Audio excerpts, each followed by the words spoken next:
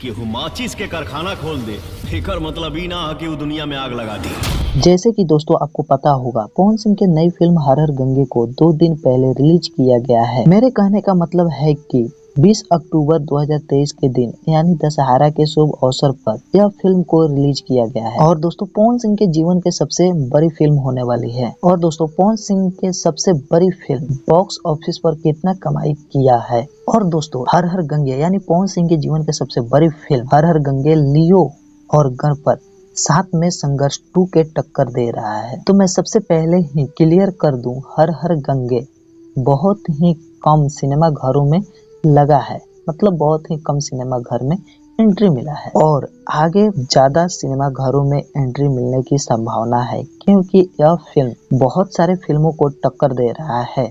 अब दोस्तों इस फिल्म के कमाई के बारे में बात करते हैं कि 2 दिन में कितना कमाया है। तो दोस्तों हर हर गंगे पहले दिन की कमाई किया है 5 से 6 लाख और दोस्तों दूसरा दिन की कमाई 7,50,000 हुआ। आगे की जानकारी के लिए सब्सक्राइब करें।